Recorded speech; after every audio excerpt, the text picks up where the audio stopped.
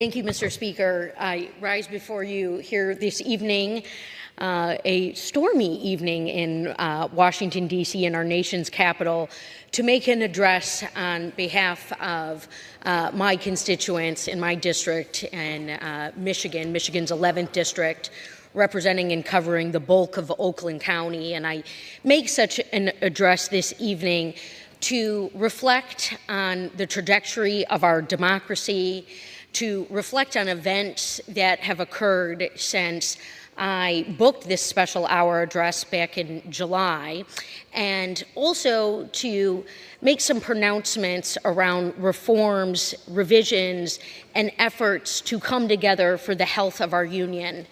And make no mistake about it, Mr. Speaker, I absolutely recognize the profound and humbling reality that it is to be a duly elected member of the House of Representatives, speaking and maintaining the privilege to speak in this chamber to anyone who seeks to be watching back at home, and on behalf of this profound nature of the discourse of our democracy.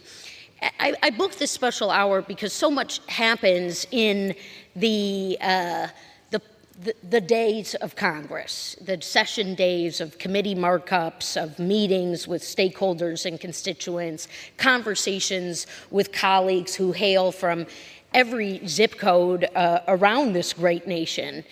And something that I like to tell the people back at home is I have friends as such.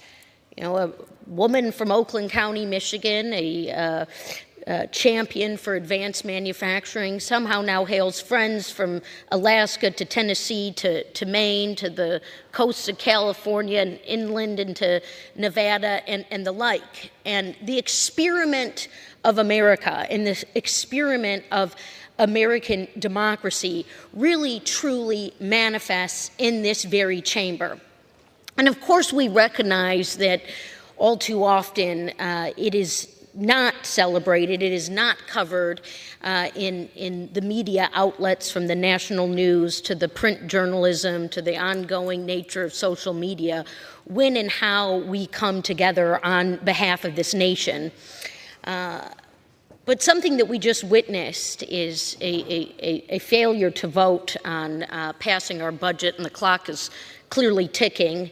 The Democrats and Republicans couldn't come together. In fact, Republicans joined Democrats to tank Republican legislation to fund the government. And so we're again faced with the scenario that we've seen ourselves in time and time again in the 118th Congress, where the minority party comes forward to act to save the worst from happening. Proudly, President Biden, in the last year of his presidency, can now just about claim that the government hasn't shut down once under his watch. We have not defaulted on our debt. And of course, just last term in the Congress, we rescued this nation from the worst effects of a COVID-19 pandemic, investing in communities, investing in the incredible county I'm so privileged to represent, in Oakland County. We gave Oakland County $300 million, so we didn't have to go back to our taxpayers and ask for more. We are a donor-rich area. We all know that. We pay more than our fair share of taxpayer dollars, and then when we want to do more in the communities, we've got to go back and excise more tax. We've got to do millages.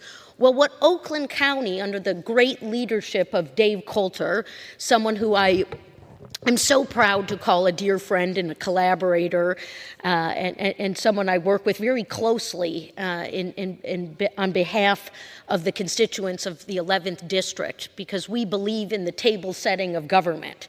We believe that government works best when federal, state, local, municipal come together to utilize taxpayer dollars effectively. And so what Coulter and his team were able to do with the monies that came down from the Great American Rescue Act, the tie-breaking vote that Vice President Harris placed to pass it, is that they have invested in dozens of senior centers like the one in Waterford that was going back and time again for a millage and couldn't achieve that millage, and now they have their funding. Birmingham Next has their funding. Medical debt for the people of the 11th District and Oakland County wiped out. Monies to invest in 3D printing, a program designed by Automation Alley, which is now being replicated in several other counties and has received funding from the state. And so that is just one bill that was passed at the beginning of the 117th session of Congress when President Biden rightfully took his oath and was sworn in as the 46th President of the United States.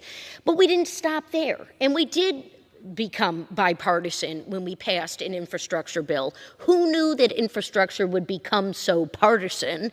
But it was somewhat partisan for some who were adamantly against the bill, and now they go home and take the credit when the bridge and the road the bridge is being repaired and the road is being paved.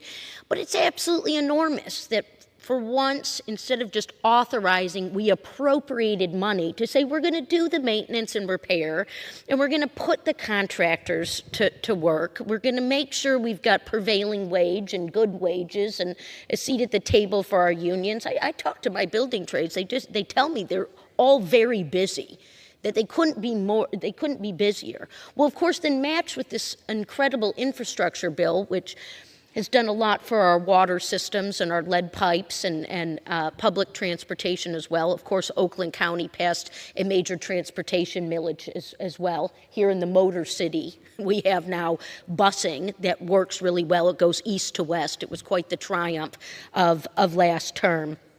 And what we also have noticed, though, here is that when we did the clean energy investments, when we looked global competition in the face and said, look, in the last administration, in a bipartisan way, we renegotiated NAFTA. We called it USMCA. We plussed up Buy American content. We said we're going to have the rules of the road for our auto industry to succeed, a platform for us to go into markets. And yes, this happened under President Trump and with Speaker Nancy Pelosi. We renegotiated USMCA.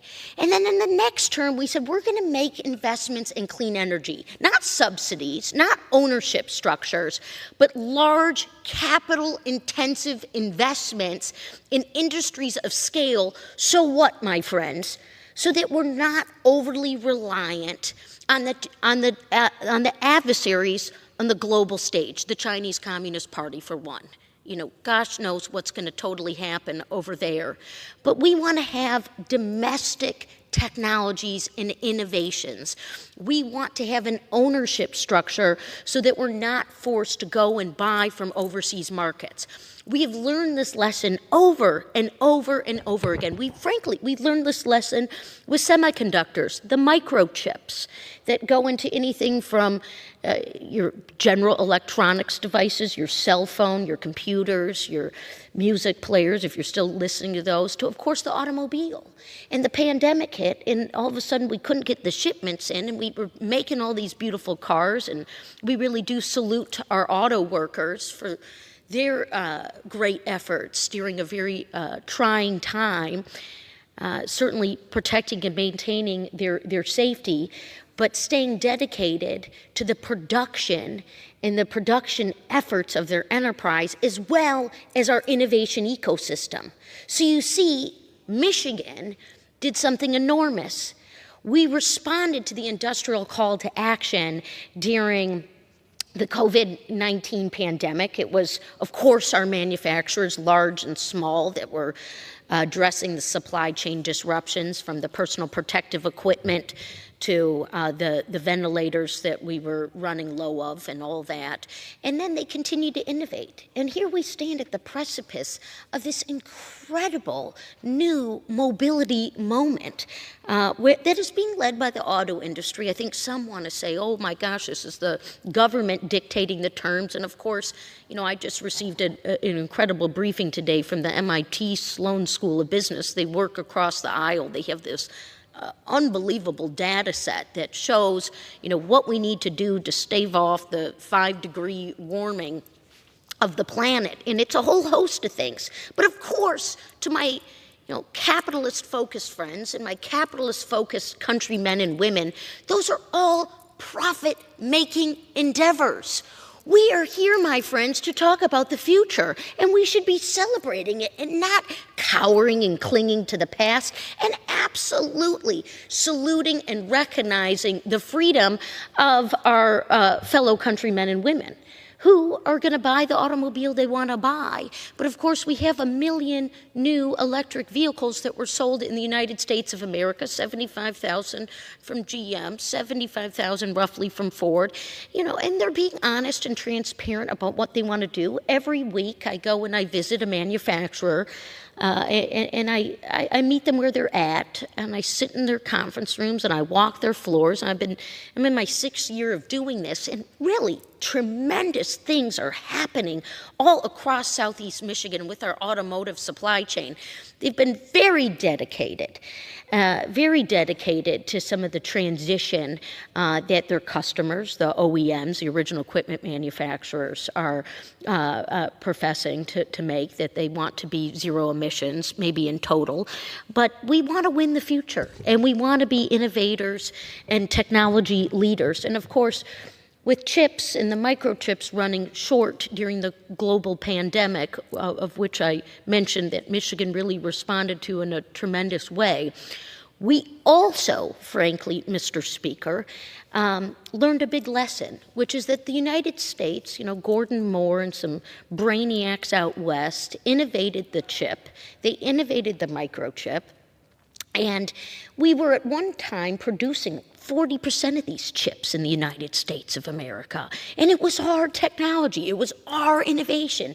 And then it wasn't just low labor costs, which is a reality, but it was kind of an investment structure. It was kind of a wooing that took place. And the chips start going over to Taiwan and China and all this and that. And then the tide really rolls out. And I can speak to this as someone who was serving as a presidential appointee in the administration of Barack Obama during the Great Recession, when we were doing a rescue, not just of Wall Street. It wasn't just a Wall Street rescue that started under President Bush, and look, these financiers and the capital markets and the derivatives trading that had gone awry. It's trading, by the way, derivatives trading that had gone awry.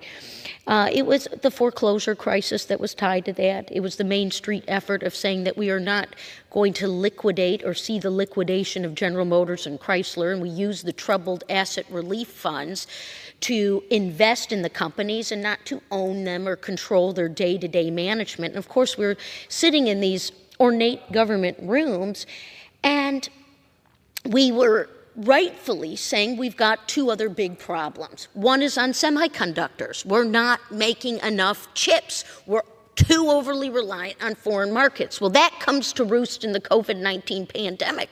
And of course, every week, as a humble member of Congress from the southeastern Michigan, and as someone who evangelizes and champions our manufacturing economy, I decide to reach out to the Speaker of the House through the professional way in which we do so as members of Congress. Letter. I send the Speaker of House a letter a week almost. Let's do something on chips. And then, of course, the great Gina Raimondo, Commerce Secretary, partners up with the White House Office of Leg Affairs and some of us lawmakers.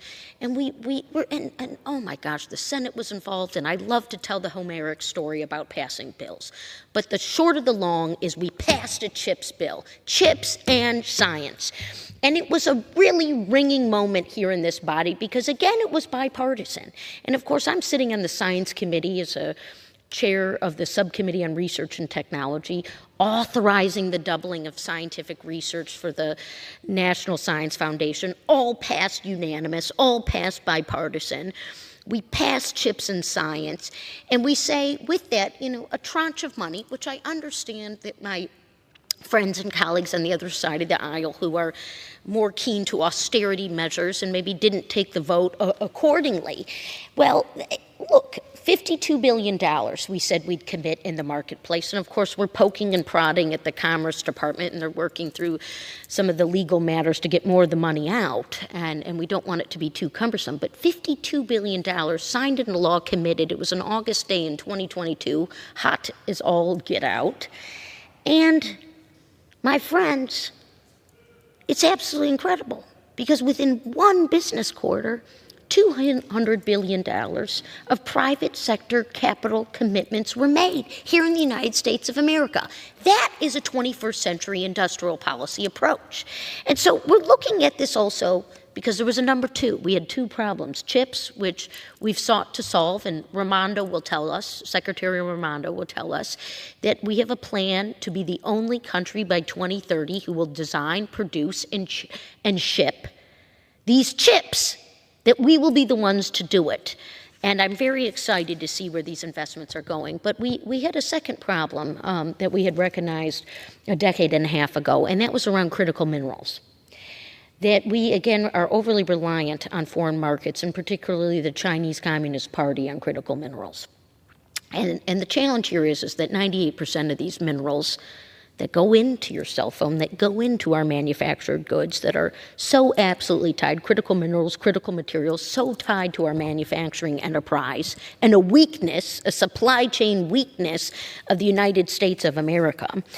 And we are now starting to form a legislative agenda around how we could do similar to what we did with chips, although it's more complicated. And of course, I can see my colleagues on the other side of the aisle, eyeing on some of the permitting challenges and some of the reforms that we want to do to accelerate this clean energy revolution. So you've got the environmentalists and the regulating insecure people coming together for once. But we want to do the same thing on critical minerals, right? We want to work with our allies. We want to pass trade deals. We know we're going to be renegotiating USMCA. The year 2025 is just around the corner. So many of us remember the energy, the enthusiasm, the almost revolutionary moment that it felt like to arrive in the 21st century. Everything was 21st century. Everything was the next 21st century plan and the agenda and all this. Well, now we're squarely in the 21st century. And we've got opportunities galore, and we've got some challenges that we want to address. And we want to bring together our allies, similar to how we did in other types of arrangements. The AUKUS arrangement that is now Australia, UK, US, allowed us to invest in nuclear submarine development and technology development. We've got the Quad initiative, and we really do salute and recognize the current administration's approaches to foreign policy as a way forward and a way to lead by bringing people along, and not saying that we're going to pay for everything, but bringing people along through the rules-based, open, free market, capitalist, democratic society principles. In April of this year, believe it or not, we passed a foreign aid package for democracy here in the chamber, and of course in the other chamber, the upper chamber, and it was signed into law by the president. Well, it was to a T the exact package he asked for in October. Support for our democratic allies, support for democracy, and obviously some efforts which have fallen off the rails this term around securing our own borders. And we can only hope to see the day in which such important things are not so political that they remain stalemated. I certainly seek to be a part of the bipartisan solutions to say that if you are trained in the United States of America, if you're getting that PhD, we want to find a way to keep that talent here. This is something that we heard over and over and over again from our stakeholders on the Select Committee on Strategic Competition between the United States and the Chinese Communist Party. Don't let the talent leave our shores.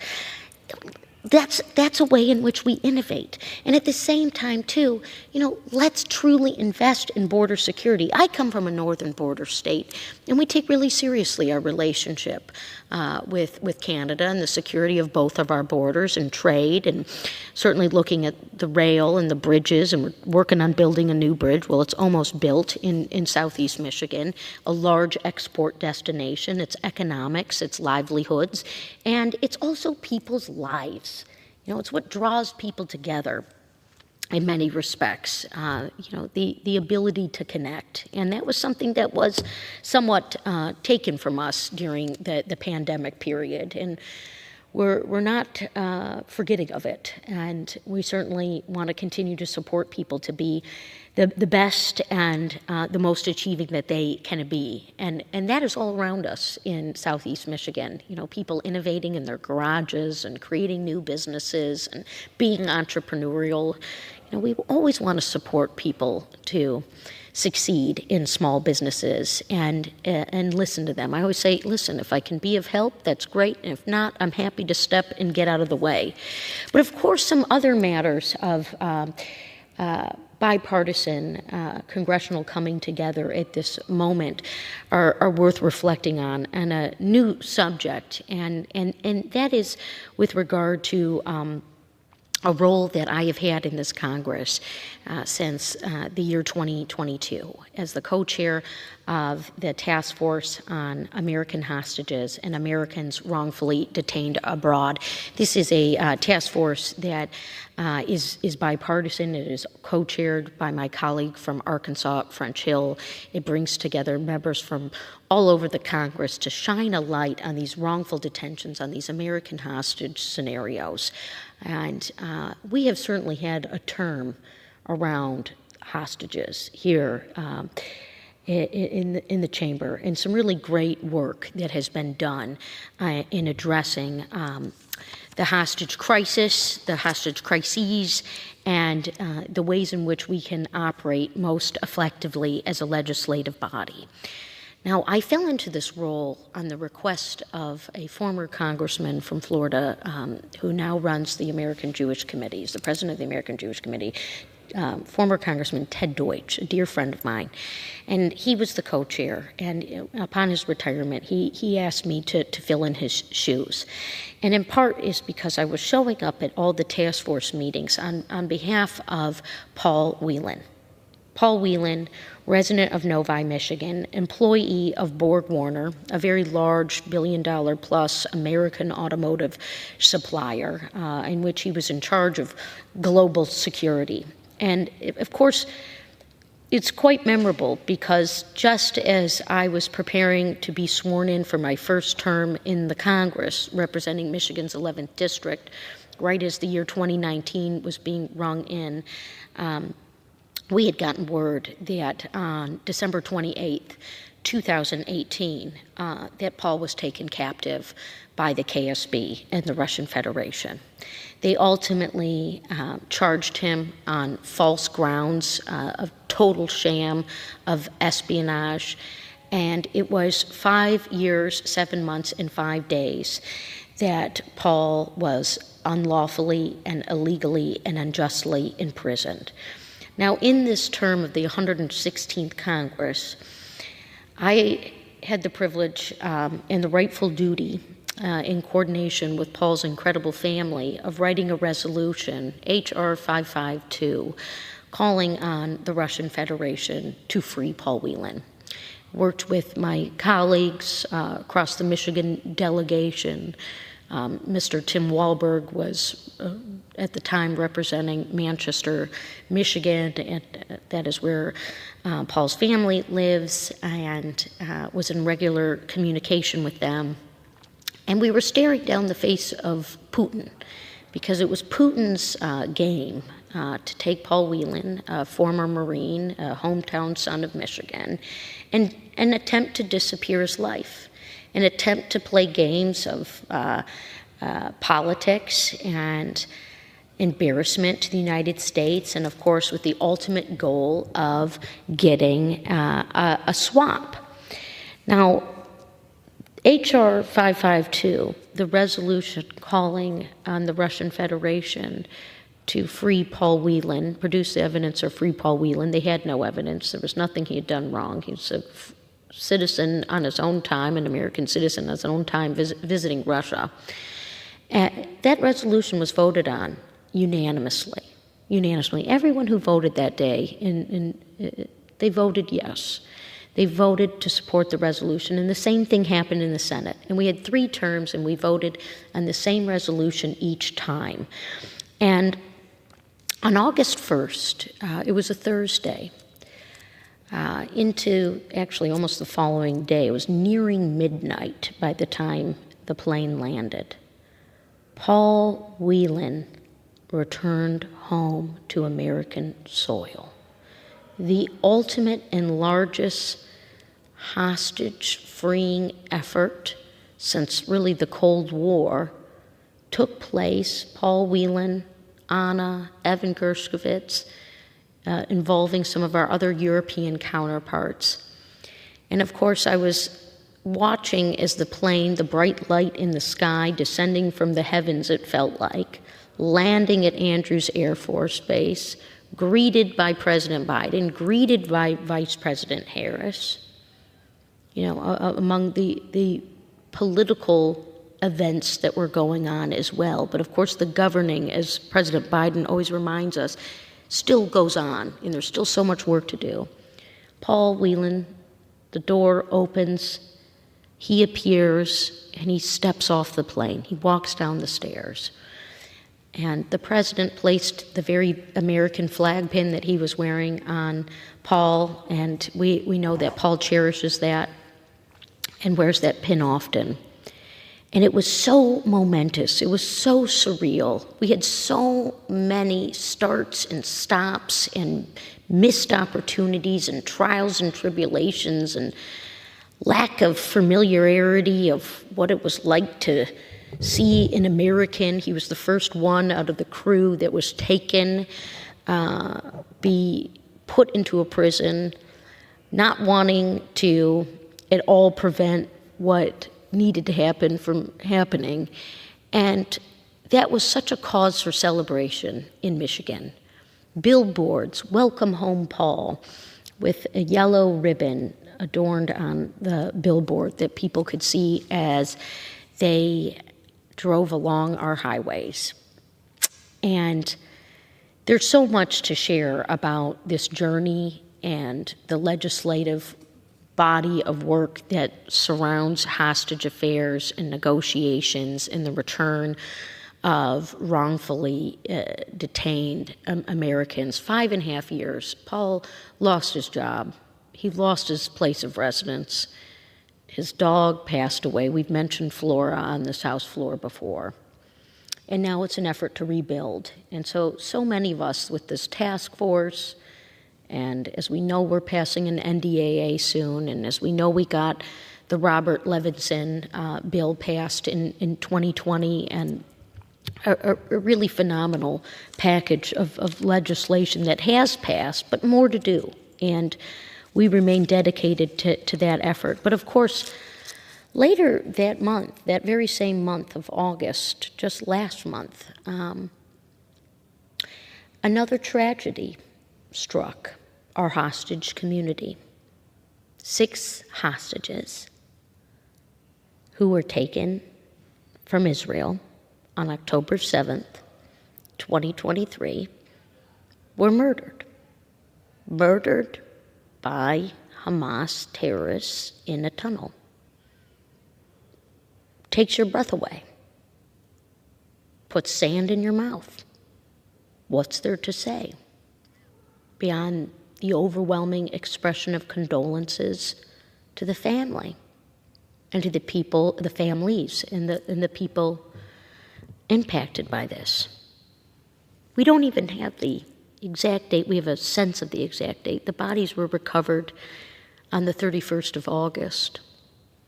Hirsch Goldberg Poland, whose name I know has been spoken in this chamber, and who has absolutely remarkable parents, John and Rachel. Rachel, who received a Time 100 designation, so Time 100 Person of the Year for her advocacy. Hirsch is American. Hirsch was born in America. Hirsch was born on U.S. soil, and he was taken by terrorists on October 7th, 2023, because he was at a concert celebrating peace, love, and freedom. Now, as someone who's been doing the task force work and working so closely with so many advocacy partners, over and over again, we kept expressing that the hostages in Gaza, the Americans, 32 Americans killed that day, 9 Americans taken, that they're the heartbeat of the negotiation. Hirsch wasn't the only person killed, murdered in August, 23 years old. Eden at 24, Ori at 25, Alex at 32, Carmel at 40, and Almog at 27. These are shots heard around the world, and they're attacks on all of our humanity. And they're a reminder to those of us who are stewards of democracy and freedom and the efforts of this chamber that we must do more, that we must continue to say the names, we must continue to push for a just ceasefire, an end to the war, which means that we're going to see a return of the hostages and Hamas surrendering, that these individuals should have never been murdered. Now, in August, we weren't in session. There was no way to verbally address this chamber. And so, as I had booked this special hour address before the last session had concluded, it weighed on me, recognizing that we had a pretty enormous month in terms of these affairs, and the work and the support alongside the Levinson family, alongside Paul Whelan and his family, the family of Hirsch, the remaining hostages in Gaza, who have suffered through torturous conditions, tunnels and starvation. One of the young women who was murdered, just 79 pounds. This is why we stand united around a foreign aid package for democracy here in the United States of America, and as we seek to continue to do the work on behalf of the people who sent us here, to continue to do the work on behalf of justice and fairness, and to remind ourselves that there are many who unfortunately do not share our view of freedom and who want to disrupt it, who want to override it. Is the target Israel or is the target America? You know, Israel's war now on so many different fronts. Pressures in the north, 80,000 people removed from their homes, and the like. I am proud to be a supporter of the U.S.-Israel relationship. I am certainly not a voting member of that country, but I'm a supporting member of this body who recognizes the essential nature of the U.S.-Israel relationship. And what that means, not just for our national security, which in this moment is quite paramount, but also what that means for our trade, for economy, for innovation, and the like. And we continue to extend our support and our encouragement and our love to the people of Israel, the people suffering, the people who are scared because our siren's going to go and are you going to have to hide and are the children going to be able to go to school, the reality of what Hamas has done in Gaza, caring nothing with the nearly $1 trillion of assets for the people, the innocent people who live in Gaza, proclaiming that civilian deaths are a good thing. And of course, That is one element to what is going on now in the Middle East. So as I look towards the next 25 years in terms of the quarter 21st century to the mid-21st century, and what is going to be determinative of our outcomes, we certainly recognize that history, the brief history of this incredible nation of ours, is so incumbent upon us. It is heavy and it is incumbent upon us, in part because of a great world war that Michigan played a critical and essential role in, the arsenal of democracy, as we responded to the attacks on our country, the attacks on civil liberties, and playing a role in ending it, and then using our industrial might to change the world's economy yet again. And then yet 80 years, almost 80 years since the end of World War II. So a living memory it is barely. And it is a history worth teaching. It is a history worth knowing as an American. As part of the horrors of the Holocaust, we say, never forget. And we ask ourselves, what are our challenges for these next 25 years? I don't want to see it be the drumbeat of war.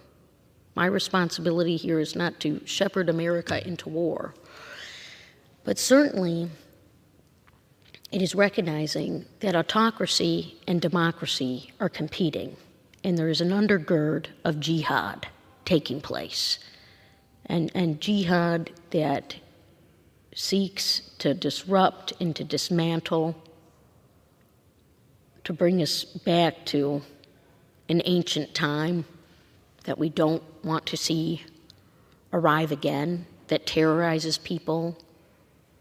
And the jihad is hitting in Russia, and it is a threat and a reality here in the United States of America and across Europe. And yet, as we look at ways in which our nation exemplifies its leadership on the global stage, with allies, with trade partners, and the like, we've got to seek ways in which we bring people along to succeed. It can't just be America on an island alone.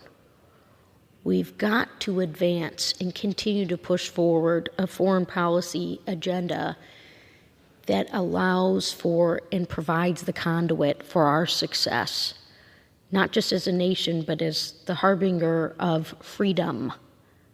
And last century, we tried a lot of different ways to place freedom on people and to encourage democracy. In some ways it worked, in some countries it worked, in some countries it didn't. Exploited free markets on behalf of the Chinese Communist Party remains a problem. As a member of the Select Committee on Strategic Competition, as I've mentioned, we really seek to compromise and work in a bipartisan way because that sends a bigger message.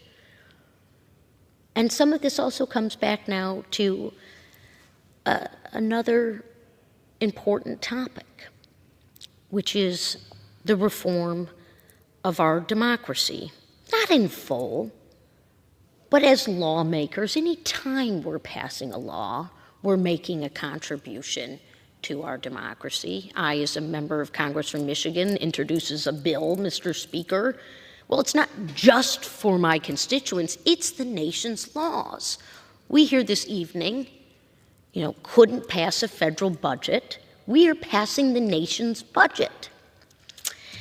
And so I find it worth our efforts as lawmakers and as stewards of the Constitution to ask ourselves of worthy improvements. You've seen this term, 7 bills introduced by colleagues on the other side of the aisle specific to the District of Columbia and its unique status, non-state status of seeking to govern ways in which the District of Columbia works. I don't know if those are messaging bills. Sometimes that's what they call them, messaging bills, or points that folks are trying to get across. It puzzles me. Why would you come here from Texas to legislate specifically to the District of Columbia? Now, I have participated in the majority in the debate to add the District of Columbia as a state to the Union. And this is not about politics. And of course, there's the Puerto Rico consideration, and that comes with its complexities and its own points about self-determination. But the people of Washington, D.C., over 700,000 people, larger than not a lot, but a handful of states, have said they want to become a state. Now, this is the grand conversation of the historic nature of the body we serve in.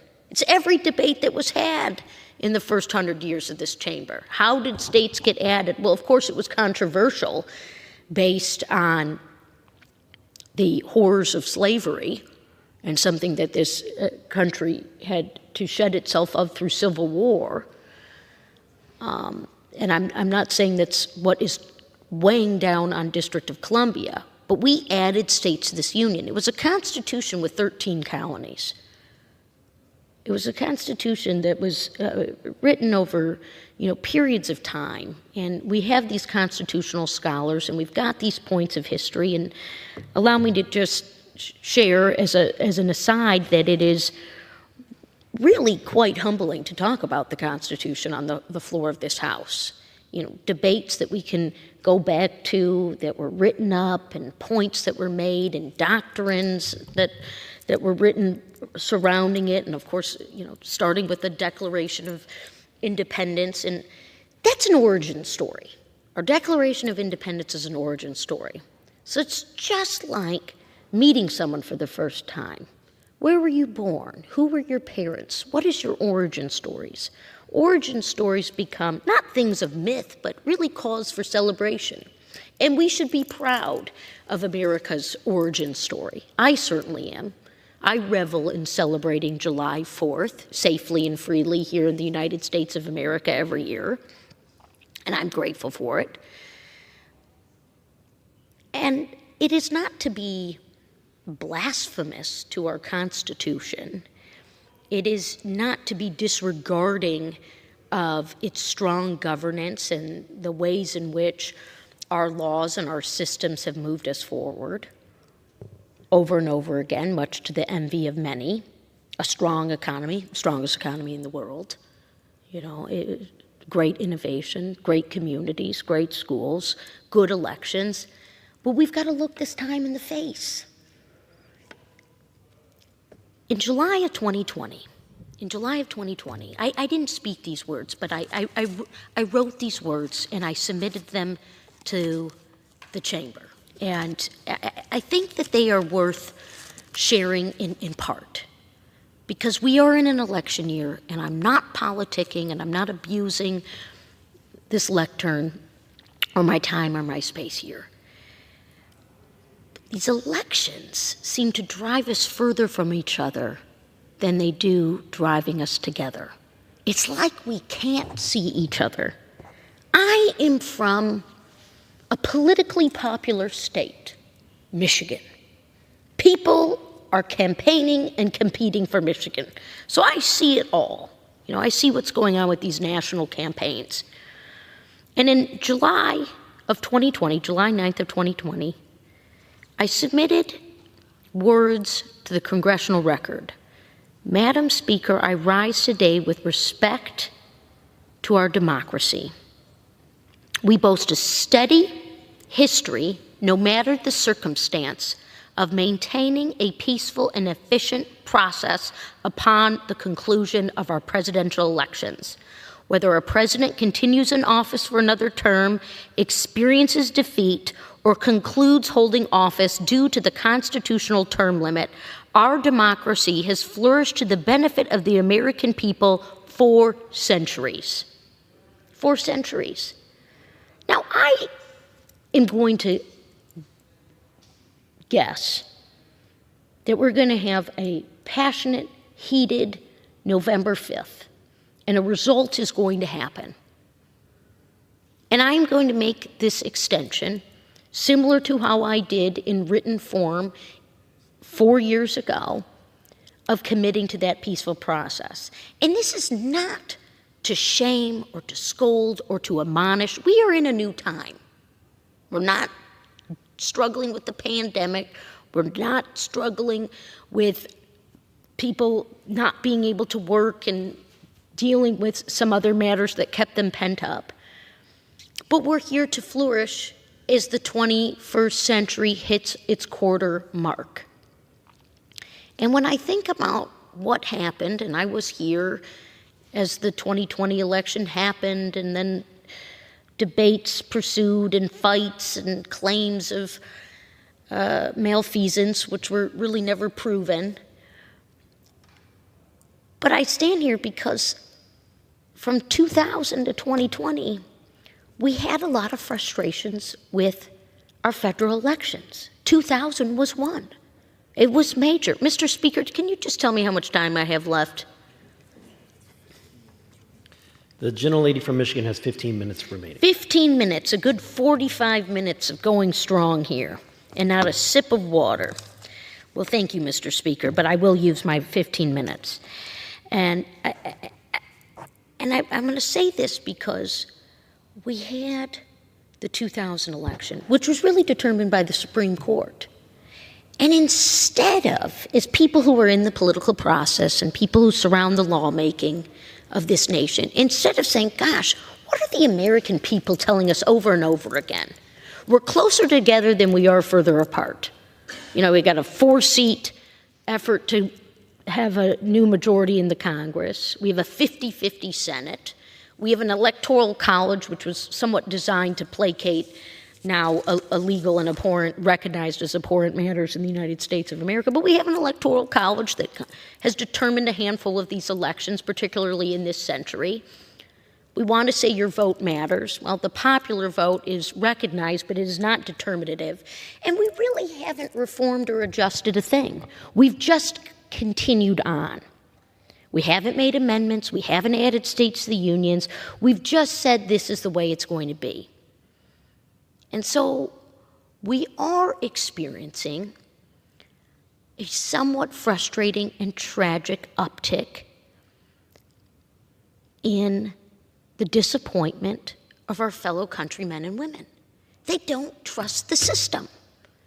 And it astonishes me. This is the time in the process of elections where, of course, I'm in rigorous conversation with voters, but I'm also in rigorous conversation with people who aren't voting the way I am. And why is that? Why is that? Because I know that the world changes really quickly after an election, and we've got to find a way to keep going. We've got to find a way to make sure that this institution hits its pitch level of perfection. We'll never be perfect, but in terms of outcomes and results. And frankly, if you don't understand why people are voting a certain way, if you're just quick to write them off or to make a judgment or an insult, and maybe this is a lecture to everyone, but it's really just a point of personal privilege, you're not on the path to succeeding. And we know that. So I take pride as a liberal, as a Democrat who came in and won because people who voted for the 45th president voted for me. And I recognize that. I took that seriously. And I always kept it up. You know, we've had a couple of impeachments, well, last term and this term and the term before it. Every term I've been here, impeachment comes up. It's not clear to me that impeachment's even working for its intended purposes. Now, the last time we impeached a president, I thought, well, it's very impeachable because of the dereliction of duty and the total abandonment of the roles and the responsibilities of commander-in-chief. The government was being attacked. There's no excuse about it. Well, that impeachment failed. The impeachments are failing. We do have elections, and elections have to be fair. We can say that, but they have to be trusted. They have to be trusted. And when whether it's me or another elected official, just always deems someone as political, always deems them as political because they are falling in a party. Well, you're on that side and I'm on this side, and the trust can only extend so far. That becomes painful to our democracy. And while I haven't proposed every answer on every reform, de Tocqueville, certainly when he was evaluating our nation and exploring it and writing about it, he said, "Nothing is more wonderful than the art of being free, but nothing is harder to learn than how to use that freedom."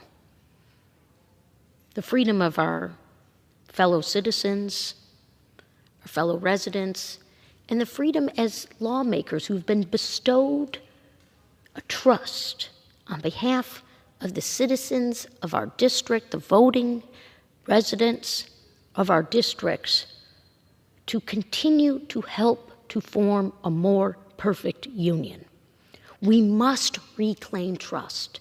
We must utilize every facet of this body, not in perfunctory terms, not for show, which is why I have carved out an hour of my evening to make this extension and to make this reflection and to dare to proclaim that a reformed and strengthened American democracy will best serve us to the future generations and those before us today. And with that, Mr. Speaker, I yield. The gentlelady yields back.